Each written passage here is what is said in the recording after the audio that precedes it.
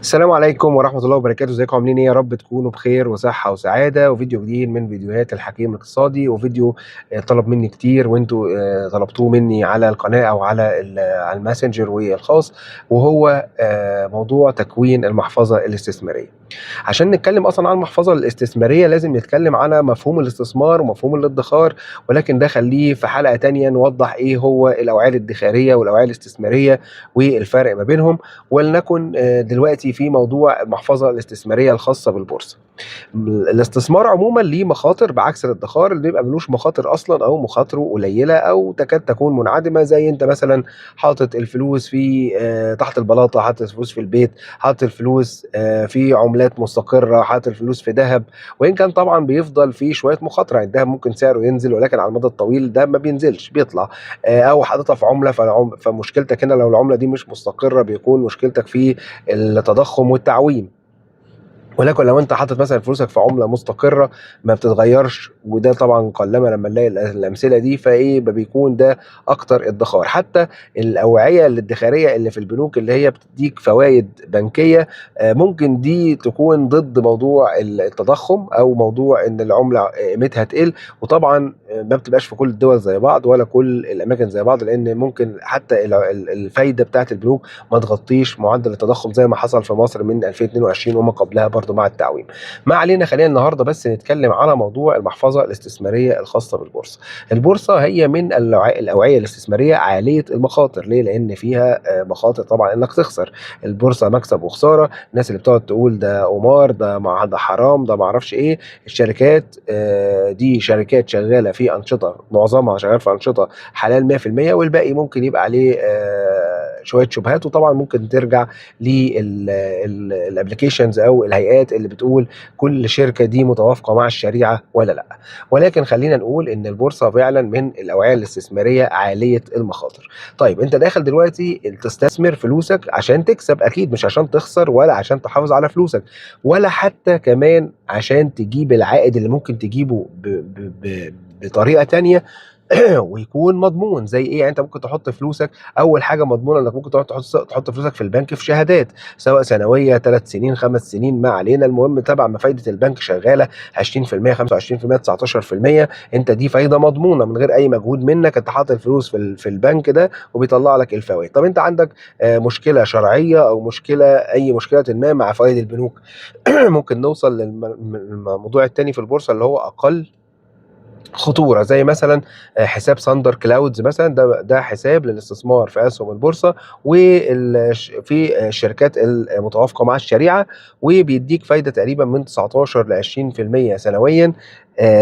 وطبعا بيحط لك في الحساب بشكل يومي وهو متوافق مع الشريعه، يبقى كده عندك فايده هي كمان 20%. وطبعا كل الفوائد دي بتتغير مع تغيير البنك المركزي للفايده. طب عندك ثالث حاجه صناديق الاستثمار. صناديق الاستثمار برضو معدلات المخاطر بتاعتها بتبقى قليله، لانها في المجمل بتكسب اكتر ما بتخسر، وان كانت ممكن تكسب اقل من ان انت ممكن تكسبه، او اقل من حساب زي ساندر كلاود، او اقل من فوائد البنوك، ولكن بتظل بتكسب ومعدلات الخساره بتاعتها قليله.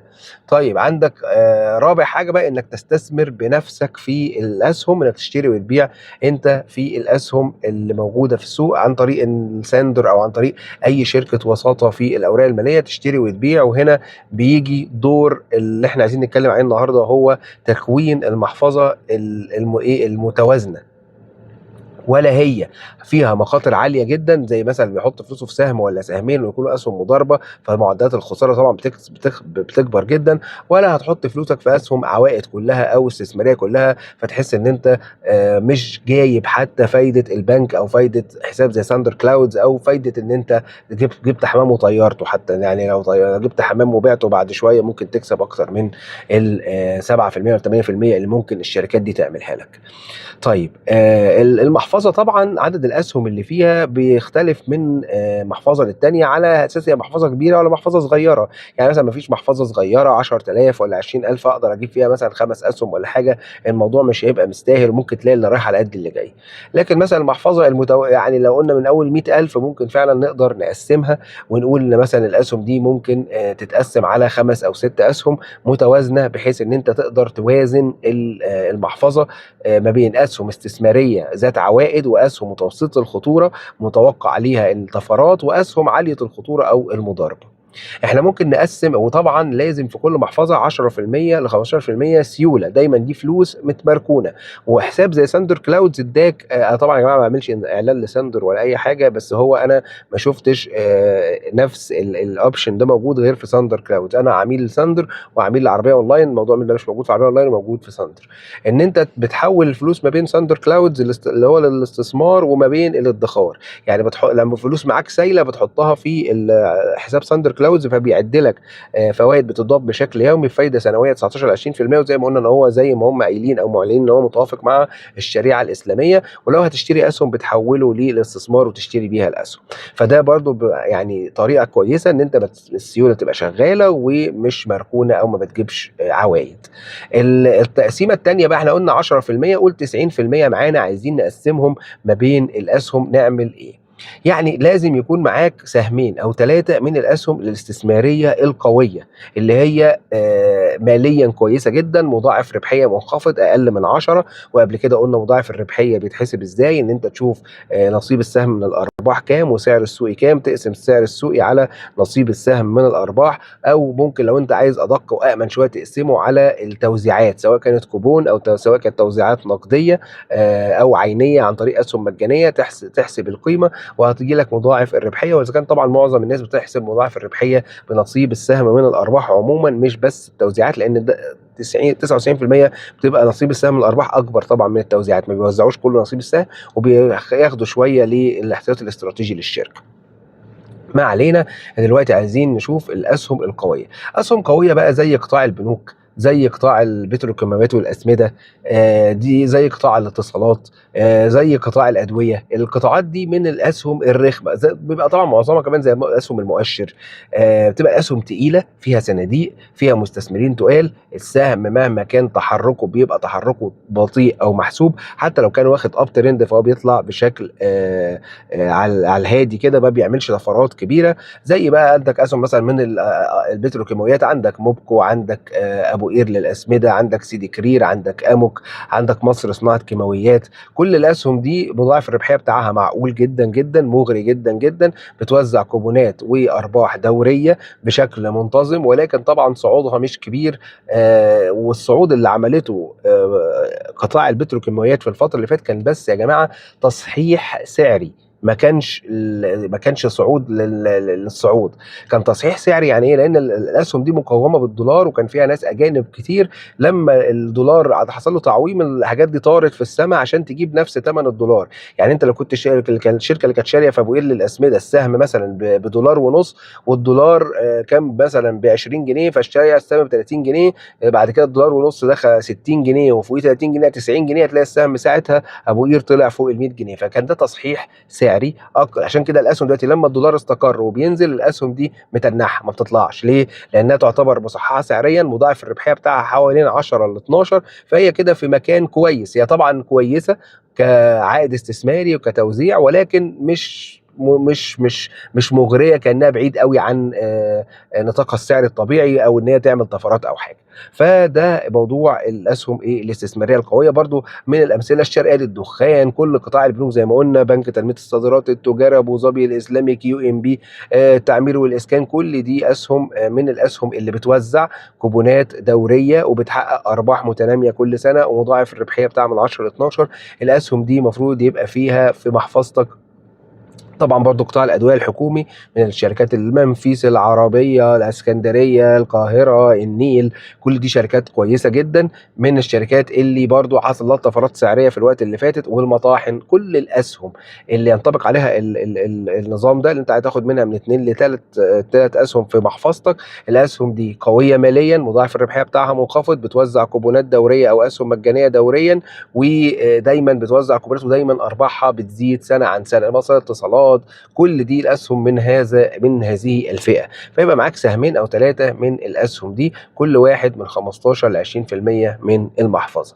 طيب نيجي على الفئه الثانيه، الفئة المتوسطة أو إيه اللي هي مخاطرها قليلة. هي برضو شركات بتكسب، شركات موجودة في السوق بقالها فترة، شركات إحنا شايفين فيها أمل إن هي يحصل فيها طفرات سعرية في الفترة اللي جاية، سواء كان عن طريق إعادة الهيكلة أو عن طريق إن هو ستارت أب مميز أو عن طريق إن هو شركة عليها أخبار جوهرية قوية أو استحواذات أو ما شابه. الشركات دي الفئة اللي في النص دي بتختلف طبعا من واحدة للتانية، لأنها شركات ممكن تكون بتكسب ولكنها مش بتوزع أرباح. ليه؟ لأن زي ما قلنا قبل كده إن الشركات اللي بتبقى عايزة تتوسع ما بتوزعش أرباح، ممكن تحجز الأرباح خالص وما توزعهاش، وممكن توزع أسهم مجانية عشان زيادة رأس مال، عشان تستغل السيولة دي في توسعات جاية. فأنت بتشتري مستقبل الشركة، بتشتري اللي ممكن المضاربات اللي تحصل عليها، أو إنها ممكن تكون سعرها الناس شايفة سعرها هيغلى بعدين فالناس تشتريها دلوقتي. زي مثلا عالميا انفيديا مثلا، شركة كانت لما حصل طفرة الذكاء الاصطناعي، وطبعا كذا شركة تانية حصل طفرة كبيرة في سعرها. وزي بقى الشركات اللي في مصر، زي ما الشركات اللي بيكون عليها استحواذات او شركات اللي عليها طفرات، عملت طفرات في الارباح بتاعتها لاي اسباب بقى، زي مصر الالومنيوم مثلا عملت طفرة في الارباح بتاعتها عشان الالومنيوم كان سعره غلي عالميا. زي الدولية للمحاصيل، برضو المحاصيل عالميا سعرها غلي والشركة على طول عايزة تعمل توسعات. زي الدولية للأسمدة عايزة تعمل توسعات، عايزة تعمل زيادة رأس مال. زي يونيفرسال، زي أي شركة بتعمل إعادة هيكلة، وبتعمل كمان إعادة هيكلة، وبتعمل كمان خطة مستقبلية تطويرية هتنعكس على الشركة، حتى لو كانت الشركة دي أصلا دلوقتي وضعها المالي صعب أو بتخسر أصلا، زي الأهرام للطباعة مثلا. ولكن الشركات دي هحولها من إن هي تكون شركة مضاربة عالية الخطورة للفئة المتوسطة في المحفظة إمتى؟ لما يكون عليها أخبار مؤكدة، يعني خلاص خدوا مثلا خبر مؤكد نزل مثلا باكتتاب وزيادة رأس مال، وإن الشركة دي عندها الجمعية العمومية اعتمدت خلاص والهيئه وافقت، فخلاص الشركه دي بقت انتقلت من ان هي تبقى عاليه الخطوره للفئه المتوسطه. زي برضو مثلا بريميوم هيلث كير، الناس برضو بتقول هو مضاربه عنيفه ما اعرفش ايه. هو طبعا بريميوم هيلث كير ليه خانه لوحده كده، لان زياده راس المال بتاعته كانت كبيره جدا فاثرت على السهم.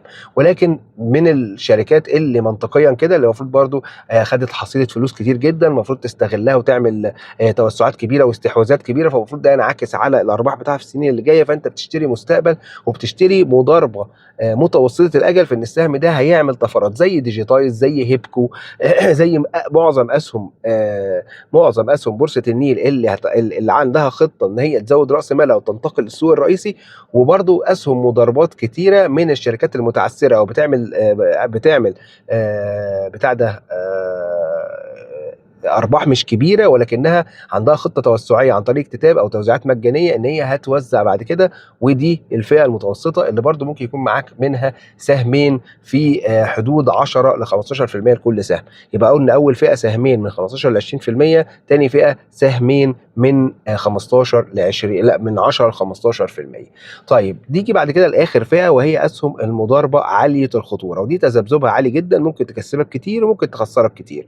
ولكن لو خسرك كتير وانت دخلت غلط وحسبتها غلط ولبست في الحيط من الاخر، مش هتاثر فيك. ليه؟ لان نسبتها في المحفظه كلها لا تتعدى 20%، سواء على سهم واحد او سهمين. وطبعا يفضل ان هم يكونوا سهمين. الناس الاكثر احترافا ممكن تخش بسهم واحد في موضوع المضاربه. فلكن لو انت عندك الدنيا لسه مش متظبطه قوي، او بطيء التحرك في الحاجه، او انت مش فاضي اصلا، يبقى كفايه عليك سهمين توزع منهم المخاطره بنسبه 10% لكل واحد فيهم. طيب الاسهم دي زي ايه؟ زي بقى اسهم قايمه دال كلها، زي اسهم الخمسات اللي ما عليهاش اخبار بس مثلا مشهوره منها اسهم مضاربه. زي مثلا اسهم برضو اللي هي يعني شركات ما لهاش باع كبير في السوق، مش بتكسب بشكل دوري. زي اسهم بقى كتير زي الاهرام للطباعه، زي الاولى للاستثمار. انا عن نفسي انا شخصيا ما بحبش اشتغل في الاسهم اللي عددها كبير او بطيئه الحركه. يعني عمري ما تلاقيني ببص على الاوراسكومات مثلا، عمري ما تلاقيني ببص على طلعت مصطفى ولا بالم هيلز ولا اعمار ولا الحاجات دي. لكن ابص مثلا على جو جرين، ابص على زي ما بقول لكم الاولى الاستثمار، كوبر، كريست مارك، رامكو. الاسهم اللي هي صعودها وهبوطها سهل، ممكن السهم يجمع في فتره طويله وبعد كده يطلع طلعه مفاجاه او حاجه ويبقى تمام التمام.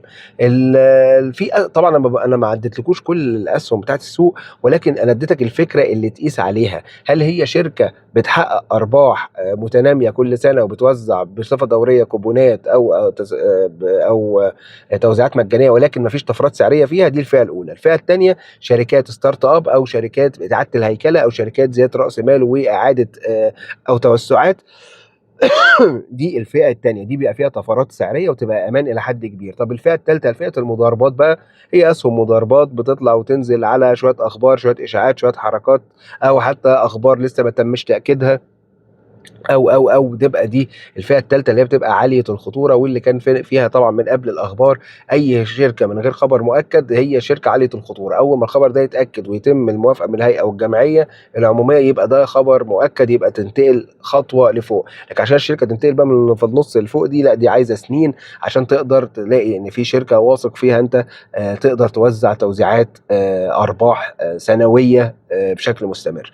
يبقى احنا كده قلنا ان عندك سهمين في الفئه الاولى من 15 ل 20%، عندك سهمين في الفئه الثانيه من 10 ل 15%، عندك سهم او اثنين في الفئه الثالثه من حوالي 10%، وسيوله من 10 ل 15% بتخش بيها تعمل مثلا تريده سريعه او تسند سهم وقع منك او حاجه، او تعمل تريده في سهم زي مثلا خبر ايجابي نزل مثلا على فيتنس برايم امبارح، فانا النهارده هشتريه في اول الجلسه بالسيوله وابيع من متساوي اخر الجلسه، وكده يبقى دخلت الفلوس السيوله دي، عملت مصلحه مثلا 7% 10% وخرجت بفلوسي تاني. وكده الطريقه دي اللي بقول زي ما بقول لكم بتقلل من متوسطات السهم حتى لو معاك بمتوسط عالي. في بقى اعتبارات تانية زي مثلا الاسهم اللي بيبقى عليها طفرات، مثلا تلاقي مثلا اسهم عامله ايرادات قويه جدا جدا اكتر بكتير جدا من السعر السوقي للسهم، زي مثلا شركات قطاع الادويه اللي كانت عاملاها السنه اللي فاتت، عامله ارباح مهوله والشركات سعرها في الارض. لا، دي طبعا لازم تخش في الخانه الثانيه اللي هي اسهم تنتظر طفرات سعريه عشان في ارباح مهوله هي عاملاها. وما زال الاسهم دي لسه في الكاتيجوري دي زي منفيس والعربيه وكده. وزي ما بقول لك، عايز تعرف انت في امان ولا لا، شوف شوف سعر السهم السوقي كام، شوف نصيب الاسهم من الارباح واقسم، لو طلع لك 10 فيما اقل او حتى 12 فيما اقل فالسهم امان. طب افرض عايز تعمل عمليه عكسيه، يعني مثلا لقيت ان شركه عامله ايرادات مهوله، طب تروح شايف سعر السهم السوقي كام، تقسمهم على بعض، لو طلع لك برضو انا اسف، لا، تروح انت الشركه عامله ايرادات كبيره جدا، تروح قاسم على عدد الاسهم يطلع لك نصيب السهم من الارباح، شوف سعر السهم كام، اضربه في 10، لو هو بعيد عن سعر السهم السوقي يبقى السهم ده لسه قدامه طفرات ان هو يطلع لها. زي مين قوي اللي واضح في الموضوع ده؟ زي كل شركات الادويه اللي عامله ارباح كبيره جدا واسعارها بعيده، زي منفيس مثلا، سعر تقريبا نصيب السهم من الارباح 18 20 جنيه، والسهم كام؟ ب 100 جنيه، وكان طالع طبعا من 70 و80 و90، فهو السهم ب 100 جنيه وهو نصيب السهم الواحد من الارباح حوالي 20 جنيه. لو ضربنا ضربنا السعر ده، المفروض لو قلنا ان هو مضاعف الربحيه شغال 10، يبقى المفروض على الاقل سعر السهم ده كام؟ حوالي 200 جنيه او تحت ال 200 جنيه شويه، 180 170. ليه؟ لان زي ما قلنا نصيب السهم 20 وسعر السهم 100، فعشان يوصل المضاعف الربحيه يبقى زي ما بنقول 10 ل 12، يبقى سعر السهم السوقي تقريبا ما بين 160 ل 200 جنيه. فكده بيقولوا لي السهم ده امان ولسه هيطلع، لان طبعا توزيعات الارباح بتاعته ممتازه. وهكذا اظن ان انتم كده فهمتوا الفكره العامه اللي انا عايز اتكلم فيها.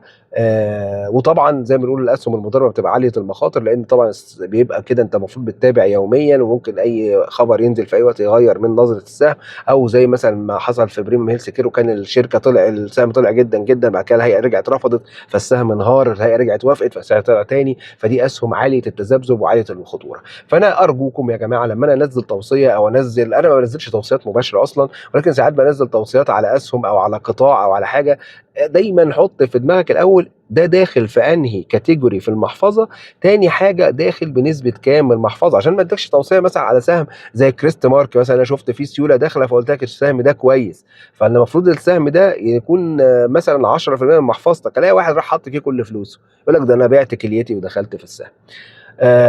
على العموم لو ليكوا اسئله عن الموضوع سيبوها في كومنت، وانا ان شاء الله احاول ارد قدر الامكان، وربنا يا رب يرزقكم الخير دايما، وان شاء الله اجاوب على كل اسئلتكم. وما تنسوش الاشتراك في القناه الحكيم الاقتصادي وانشروا الفيديو لو عجبكم، ودايمًا أشوفكم.